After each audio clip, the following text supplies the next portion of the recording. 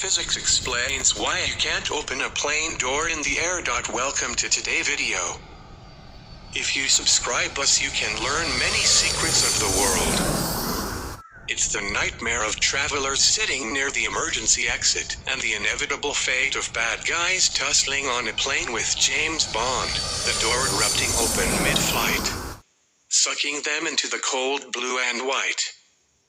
This scenario was no doubt running through the minds of the passengers of a BA flight to Riyadh this week, when a man, reportedly in the grip of a panic attack, tried to pull open the aircraft door.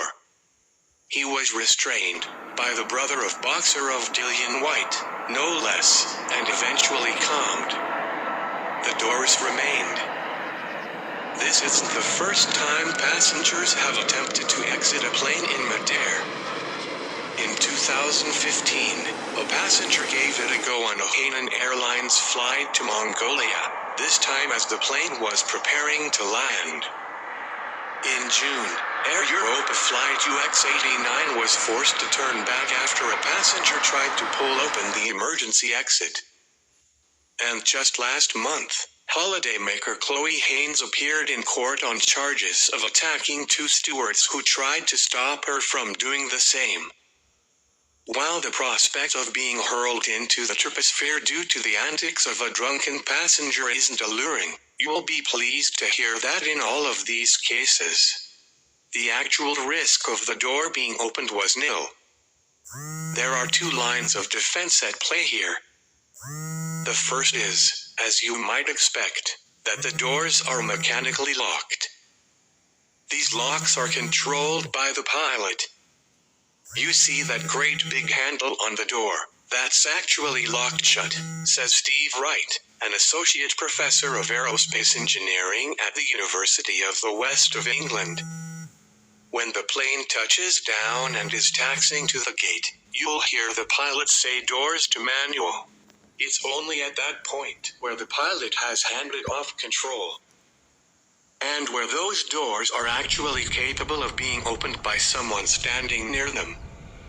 The reason the doors can be opened when you're on the ground is simple, explains pilot Patrick Smith on his blog Ask the Pilot. It's in case the plane needs to be evacuated.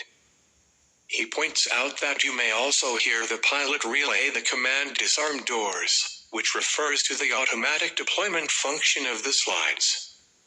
Those slides can unfurl with enough force to kill a person, and you don't want them billowing onto the jet bridge or into a catering truck, he writes. The bottom line of all this is that while you're on the ground, it can be possible to open the door. In 2015, for instance, a video emerged of a man opening the door on the runway to get some fresh air. During flight, however, it's a different story, and it all has to do with air pressure. When we rise higher in the atmosphere, less pressure is exerted on oxygen molecules. This means that less pressure is available to let these molecules diffuse into our vascular systems. Basically, it gets harder to breathe. Once you get up above 18,000 feet, we begin not to take in enough oxygen to supply the brain. You'll pass out in about half an hour. Since airliners fly between 30,000 and 43,000 feet, air needs to be pumped into the airplane to keep the interior pressure at a survivable level. At this altitude, you'll grow delirious within seconds and pass out in less than a minute, which is why air masks drop down during depressurization events, and why you should attend to yourself before a baby. We are in fact in a mild state of hypoxia all the time on a flight. But what's all this got to do with the plane's doors? Simply put, the cabin pressure seals them shut. You need to think of the door like a giant bath plug, explains Wright. Taking advantage of this plug hole effect is why almost all aircraft exits open inward. As you step off the plane, have a look at the door. You'll notice how it's quite an interesting tapered shape, says Wright. And that's because it's actually plugged in. You'll notice when the cabin crew opens it they have to do a special sort of jimmy, or sideways shuffle, because effectively, the door is plugged into a hole. The math here is pretty simple, according to Michelle Mio, a professor of materials at the University of Bath. You cannot open it because the aircraft is pressurized, and the cabin pressure is higher than the outside air pressure, he says. The difference can be as much as 55,158.1 newtons per square meter. Basically, the door is sealed against the aircraft frame. At lower altitude, the difference in pressure is smaller and it grows with altitude. According to Smith, this works out, at typical cruising altitude, at about 8 pounds of pressure pushing against every square inch of interior fuselage, 1,100 pounds against each square foot of door. It doesn't matter how strong the passenger who wants out happens to be. They aren't opening that door.